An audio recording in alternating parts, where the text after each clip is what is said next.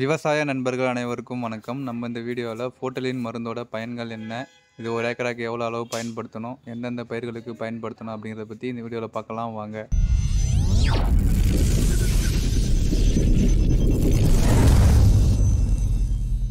ஃபோட்டோலின் இந்த மருந்து பயிர்களில் ஃபோட்டோசிந்தசிஸை இன்க்ரீஸ் பண்ணுறதுக்கு பயன்படுதுங்க. அதாவது தாவரங்கள் தனக்கு தேவையான உணவை ஒளிச்சேர்க்கை மூலமாக உற்பத்தி பண்ணுங்க.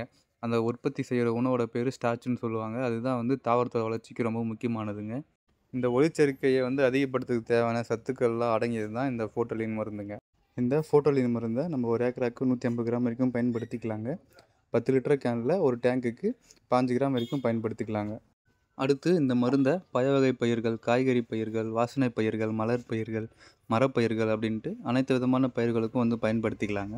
அடுத்து இந்த ஃபோட்டோலின் மருந்தை பயன்படுத்தும் போது நம்ம தாவரங்கள் நோய் தாங்கி வளரக்கூடிய எதிர்ப்பு சக்தி கிடைக்குதுங்க. பயிர்களில் பசுமைத்தன்மை கிடைக்க செய்வது மட்டும் இல்லாமல் அதை நீண்ட நாள் தக்க வைக்கிறதுக்கு உதவுதுங்க. பூக்கள் அதிகமாக பூக்கிறதுக்கும் பூக்கள் உதிர்வதை தடுக்கிறதுக்குமே இது உதவுதுங்க.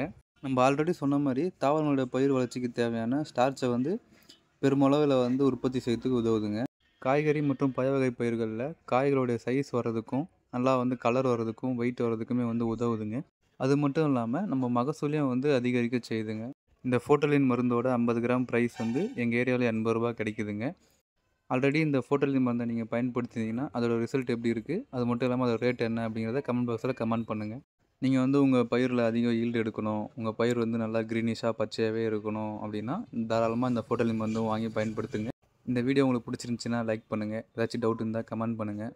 நம்ம சேனலில் விவசாயம் சம்மந்தமான வீடியோக்கள் தான் ரெகுலராக போட்டுட்ருக்கோங்க. மறக்காம நம்ம சேனலையும் சப்ஸ்கிரைப் பண்ணி சப்போர்ட் பண்ணுங்கள். நன்றி, வணக்கம்.